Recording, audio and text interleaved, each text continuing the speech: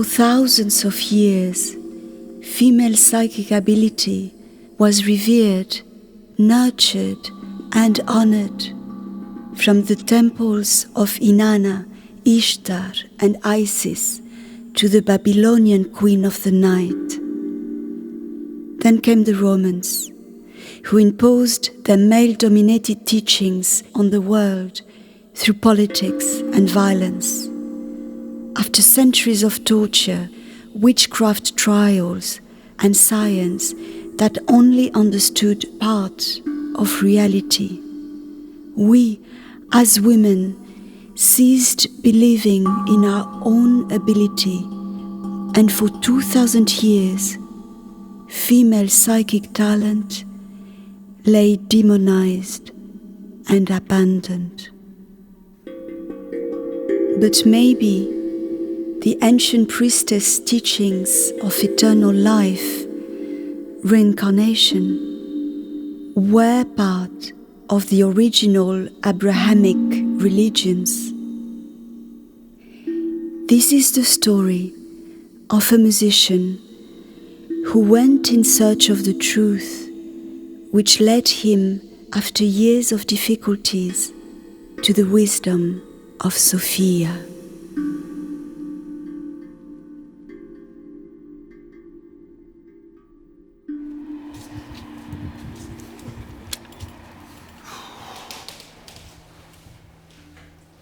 It was 1956, Manchester, Halloween, dark misty night, and a miracle happened. And then when I was 9 years old, my family moved down to London into a pretty heavy working class area called Wimbledon.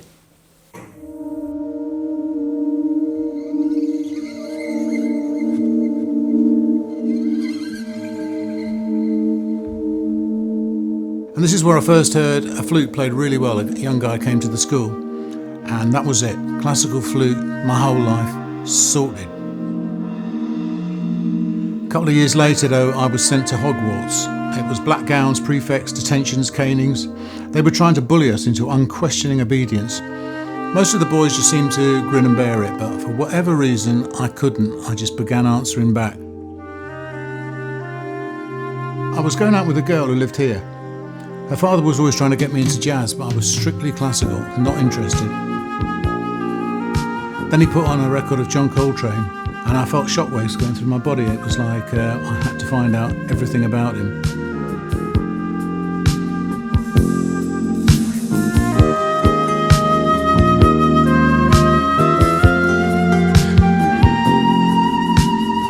One afternoon, I was walking home from Hogwarts, pretty depressed, kicking my school bag down the road, when I heard an amazing sound coming out of one of the houses. It turned out to be William Bennett, one of the greatest flute players in the world. I banged on the door, and after a pretty nervous audition, he agreed to teach me.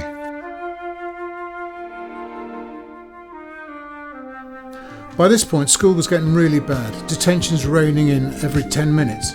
Finally, a teacher got so angry he began smashing a heavy book into my head time and time again, screaming at me to obey. So one of my classmates moved in to protect me.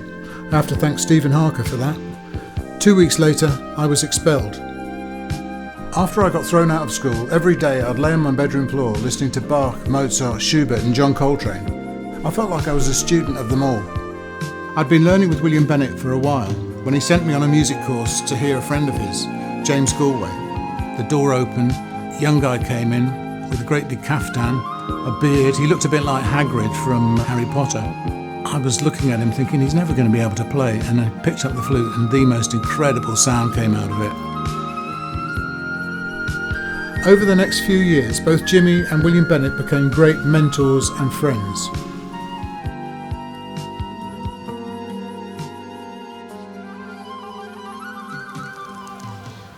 I was 18 years old and I went to the Guildhall School of Music, but I was stuck between two completely different styles. One was the classical side that I'd grown up with since I was very young, and the other was the whole Coltrane, Miles Davis jazz side. And I could never really resolve which one I was really trying to do, until a friend of mine said, would I write him a piece? And I managed to combine the two different styles into one form of music.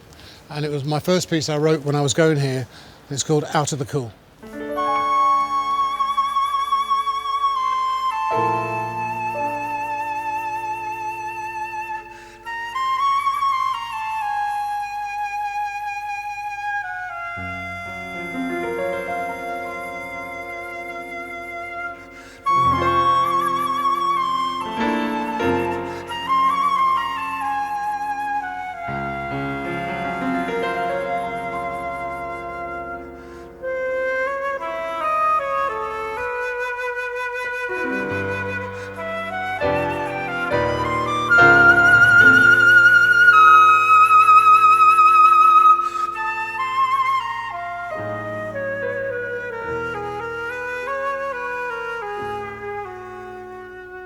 Now, you would think that a young guy writing music that came from jazz and classical that was very, very different to what was going on at the time in 1975, that the professors at Guildhall would have been excited. But far from it. They took me into a room and they said, now look, you cannot start writing a sort of jazzy music because the powers that be will not appreciate that. You must write in the accepted style, otherwise you will not be played at the BBC proms and you will not be played by any of the state-sponsored orchestras. Anyway, I was just thinking, well, look, I'm writing the music that I believe in and I'm going to do it, what the hell? So I started writing my own music, and actually I was very lucky that I met Nigel Kennedy, who's another complete heretic, and he took my music on and started playing it all over the place. And gradually over time it became influenced by Celtic music, natural sound, Jimi Hendrix, studio technique.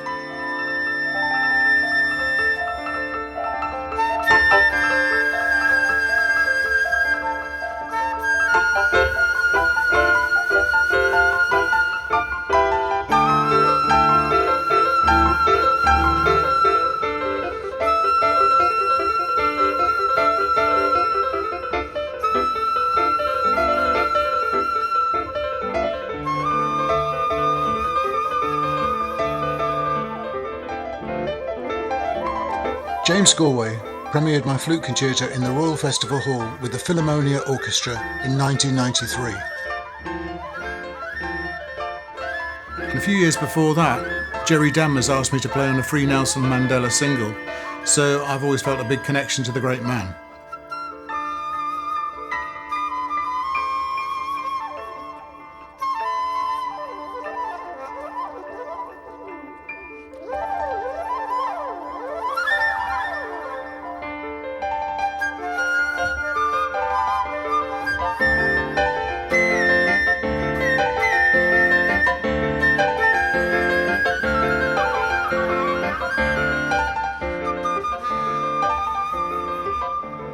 In 1985, cellist Caroline Dale commissioned a piece, and as I was writing it, I had very disturbing visions of a young girl burning alive. She was slowly rising out of her body, and the image haunted me for years. Caroline premiered On Fire in the Queen Elizabeth Hall in 1986.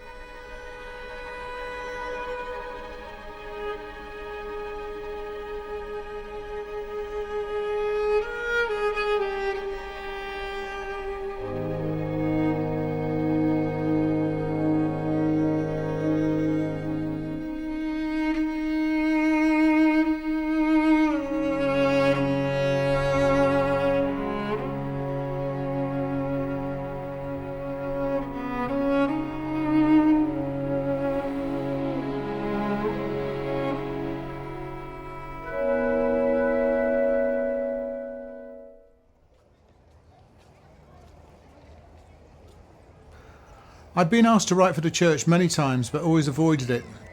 It just never felt right.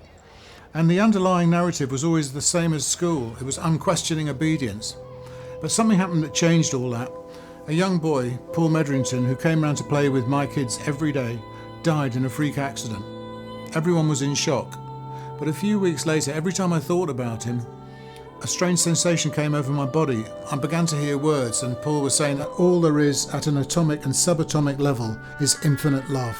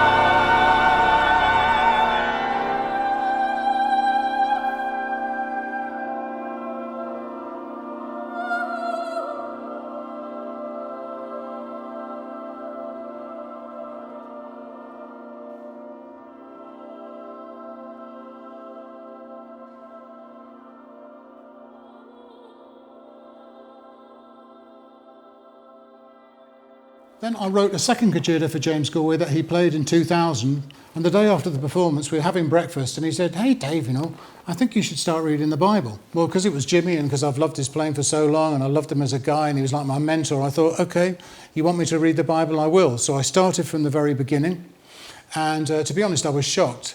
What was going on in Deuteronomy about women being stoned to death, and Abraham is going to sacrifice his own kid and have his head chopped off. And I just thought, this is really shocking. And in fact, it upset me so much, I started ripping the pages out and throwing the Bible against the wall, till it came to the New Testament, which seemed to be very, very different and almost like nothing to do with the Old Testament at all. And the more I looked into it, the less I understood what was going on.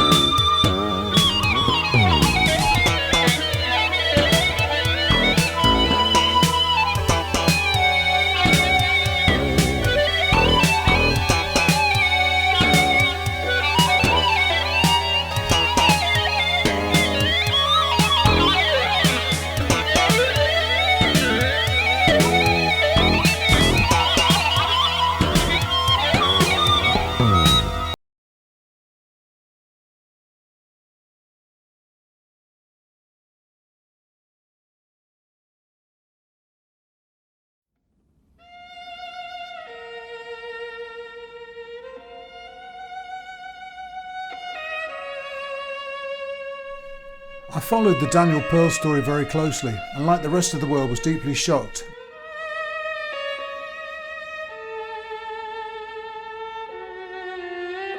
When out of the blue, I got a call from Daniel's father. He wanted me to write a piece in Daniel's honour.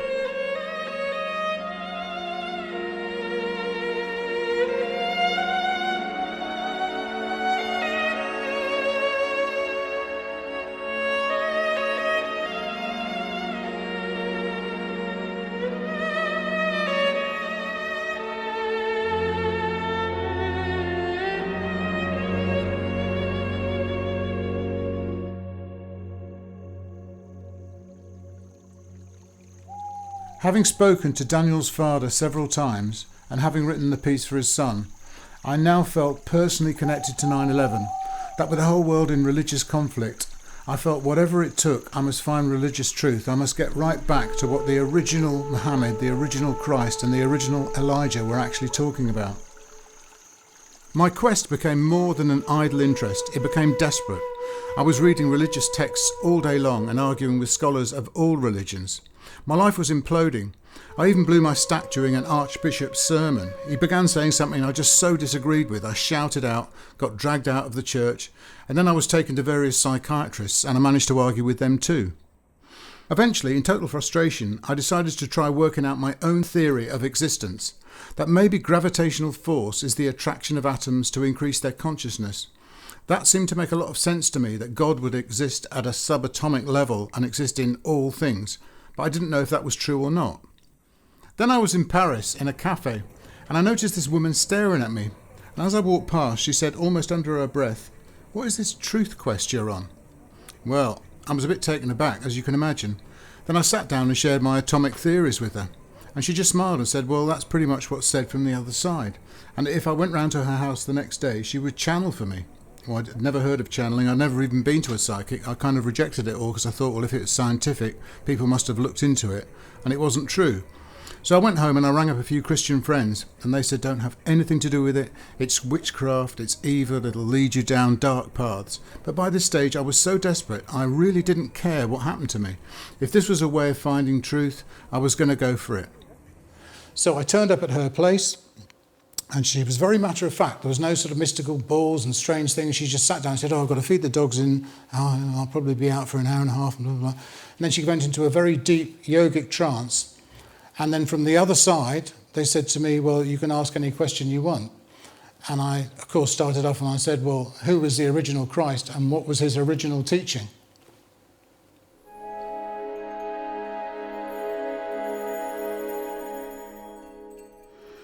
Christ was a great practicing yogi who studied in India for 18 years, expansion of the mind to allow healing of the body. He was a political revolutionary as well as a great spiritual thinker who taught his followers how to open the crown chakra to channel light. He was opposed to revenge, an eye for an eye, which creates such terrible political and social suffering. His teachings on reincarnation, of fulfilling a soul's destiny, were done in great secrecy, as those in power did not want to give this type of individuality to this huge population they had to control. After I first spoke to Sophia, I walked around, felt like the top of my head had blown off. I was thinking that if psychic power was real, that meant that much of history, science and religion were all wrong. After I calmed down a bit, I decided to put what Sophia had said under the same scrutiny I'd done with all the other religions. So I reread the Bible looking for hints of reincarnation, maybe something the Romans had left in by mistake. And blow me down. In John's Gospel, Christ is clearly saying you must be born again many times, reincarnation, that you are born of spirit and body, and the spirit chooses where it wants to go.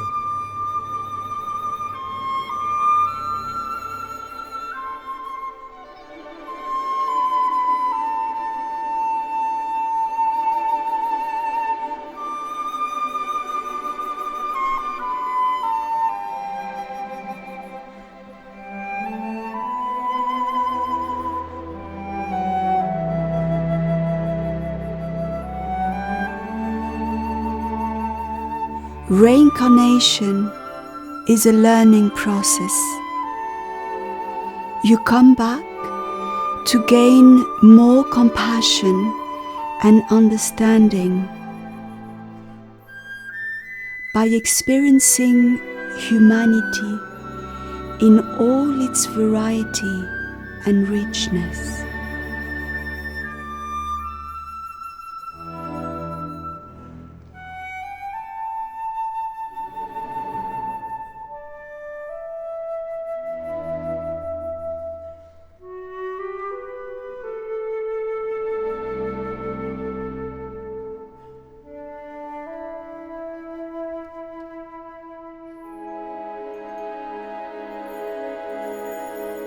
Your past lives exist at a cellular and subconscious level. You can't remember them, but they are part of who you really are.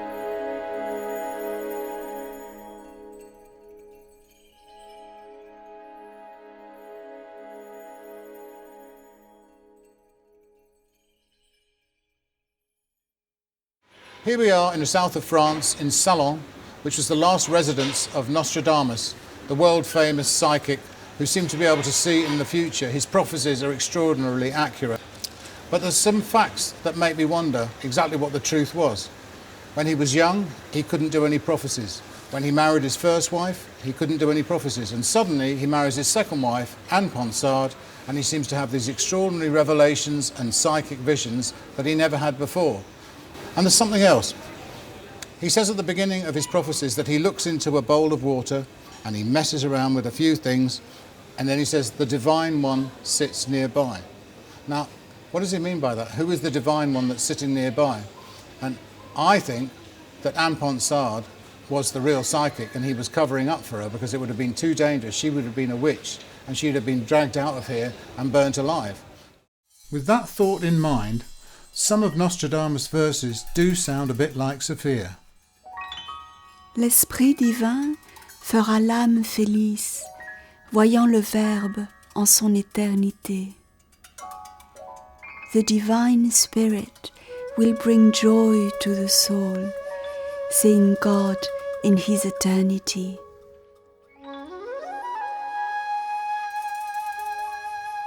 I wanted to find out who exactly I was talking to, who was coming through Sophia. You are talking to Sophia, but the information is coming from her teacher. It is a type of relaxation of the mind to enable her to channel divine light or goddess energy. As Sophia relaxes her mind, she is regenerating her body. This is the fountain of youth that all are seeking.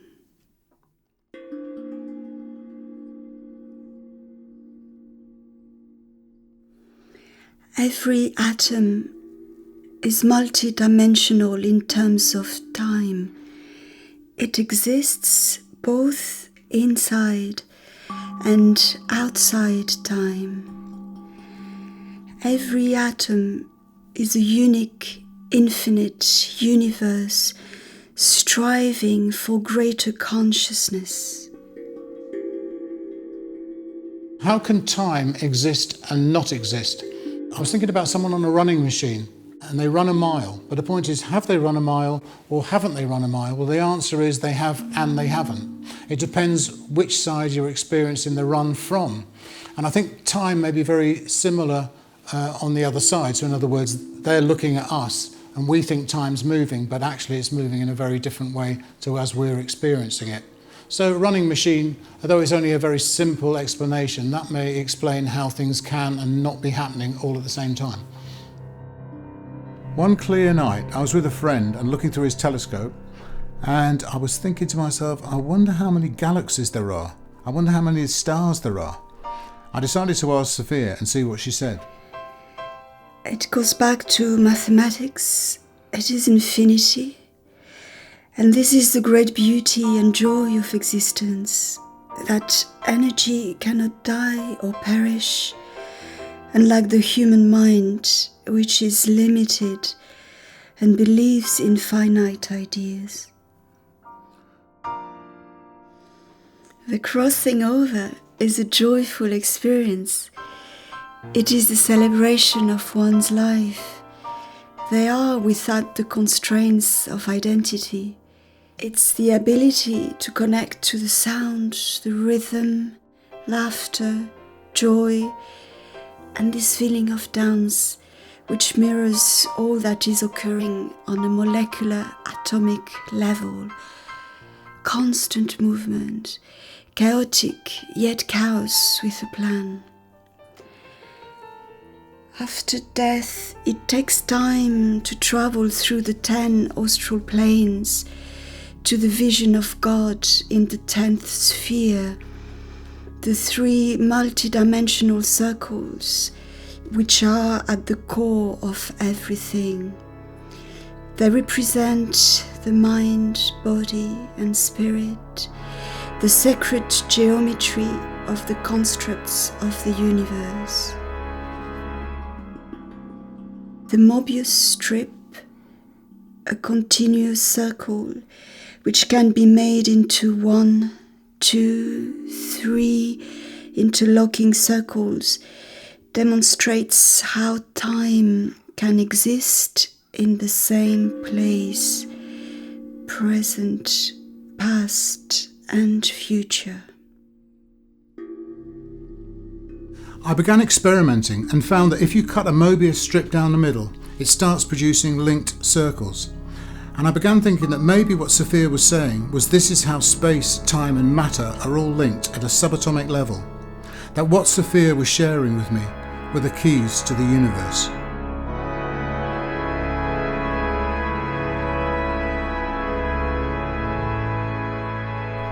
And I began to think more and more about Mary Magdalene, that maybe the resurrection was that Christ spoke to his disciples through a woman of great psychic ability.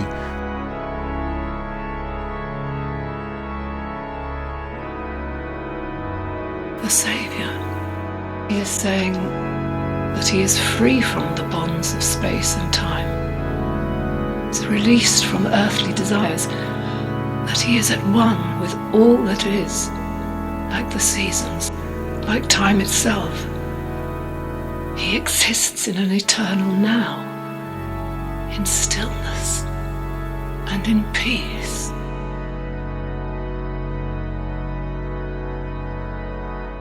Legend has it that Mary Magdalene escaped to the south of France, where she lived in remote mountain caves. I began to wonder if she carried on living there in subsequent incarnations, so I went down on a Magdalene quest to find out. And would you believe it? Esclamande de Foix was known for her psychic power, as was teenager Esclamande de Perel, who was burnt at Montségur, and later Marie de Narnaud, who lived at Rennes-le-Château. On my mystical travels, I met Pakistan's first supermodel, Sufi Islamic scholar and filmmaker Atiya Khan, who was a follower of Sufi mystic Sheikh Nazim. Her film, Calendar Code, Rise of the Divine Feminine, documented her 18-year quest for divine female wisdom. Atiya was also fascinated by Mary Magdalene and her links to the south of France, so we agreed to meet at the Church of Mary Magdalene in Sainte-Marie-de-la-Mer, where she met the spiritual teacher Mary Jesus Sandoval.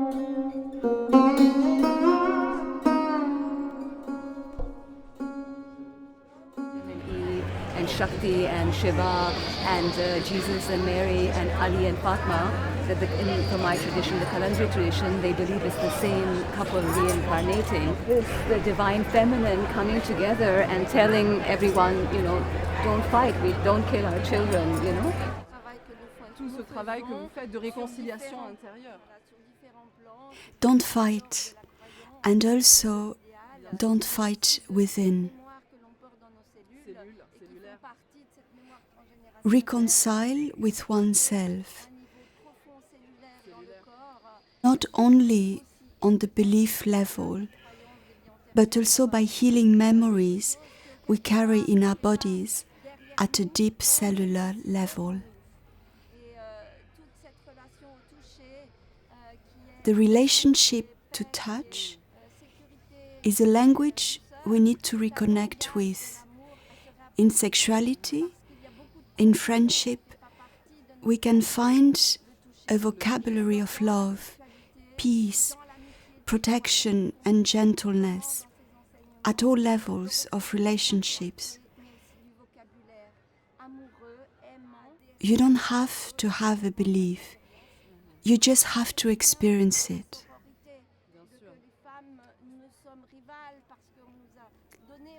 As women, we can go back to the state of being in our mother's womb. Then we can hold hands, support each other, and feel the bonds of sisterhood.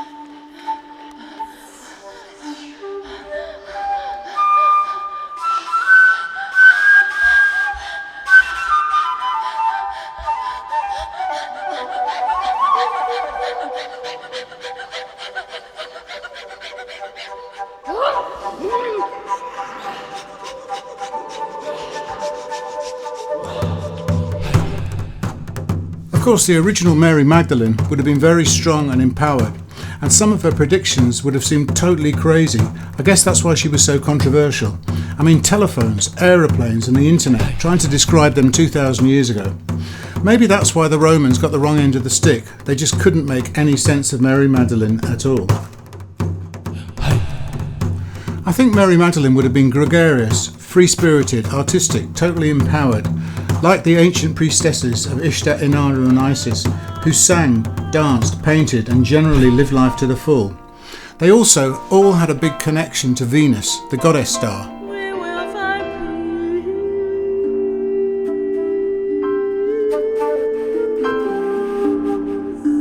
And that intrigued me. Why? What's so special about Venus?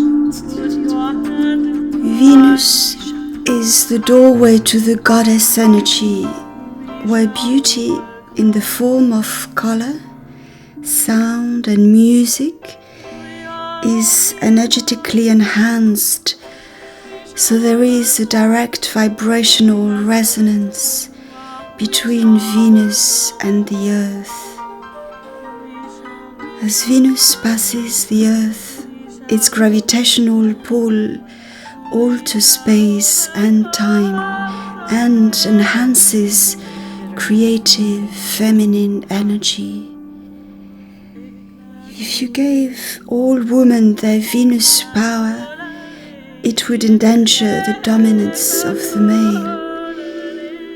You are asking these questions because your soul's quest has been that of an alchemist and spiritual seeker, metaphysics, and we see you as a CATHAR in the south of France.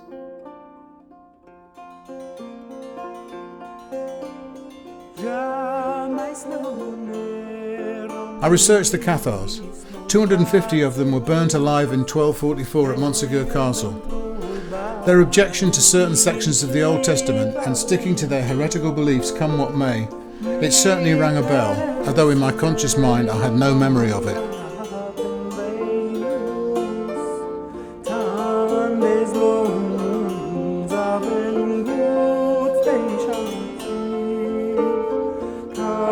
So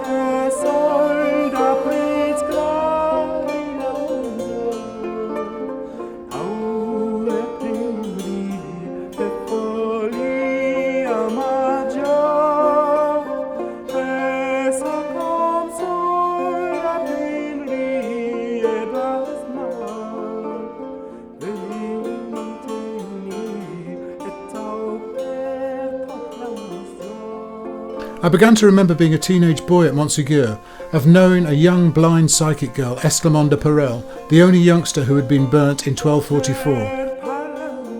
I got the feeling Esclamond was the young girl that I had seen burning that had inspired my cello piece On Fire 30 years before.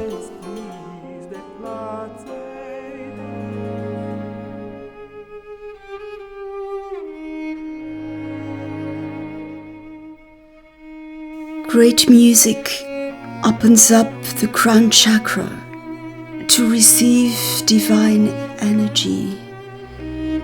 To channel, you have to let that feeling go further until the whole body is connected.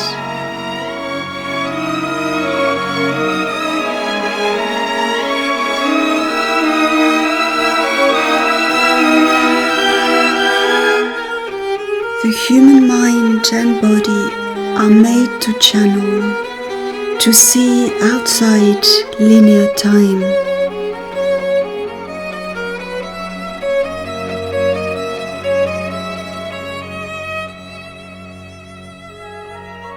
And all creative people have a natural understanding of what is a much larger energy. It's the possession of knowing, connecting to the unseen.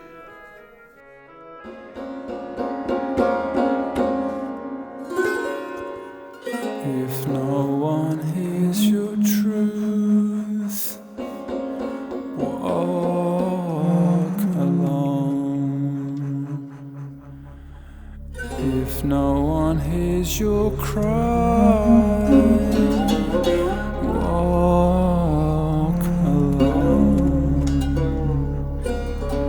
Be not afraid, my friend, walk alone. No one hears your cry, walk alone. Hears your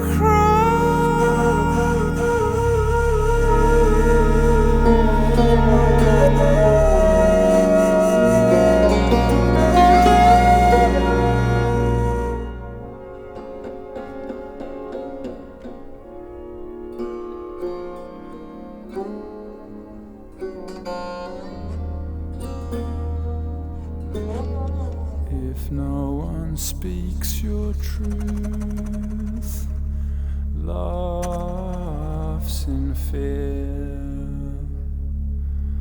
or turn their backs, my friend, to all that you hold dear, then with an open heart, loud and clear, bear your soul, my friend, for all to hear. Bear your soul.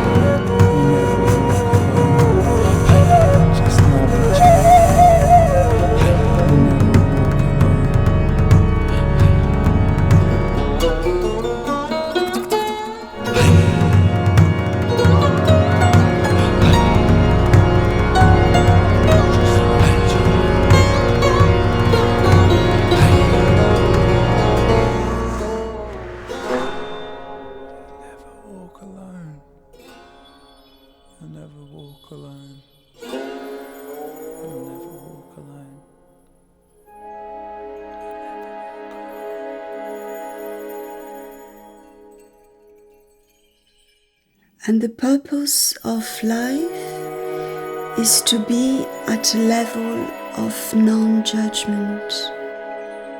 For through non-judgment comes the ability to connect to the true vibration that is love. But something more huge than selfish love. It is non-judgmental and unconditional.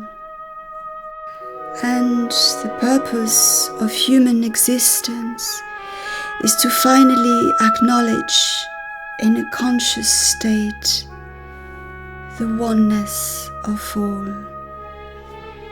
Reducing Mary Magdalene to a prostitute plummeted civilization into the dark ages. It is time for truth to be revealed and consciousness to rise.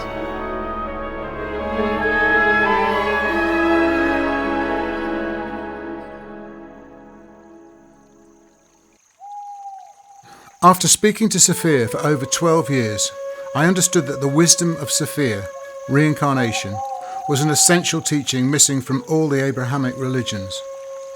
And I come to the conclusion that Elijah, Christ and Mohammed were probably all incarnations of God's messenger, teaching a very advanced form of Tibetan Buddhism.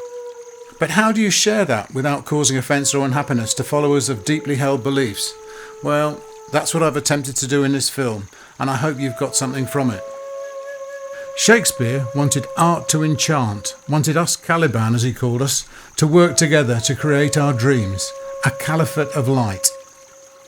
Well, I want to travel the world and play with musicians of all religions, faiths and styles. So I'm giving it my best shot, and that's all we can do.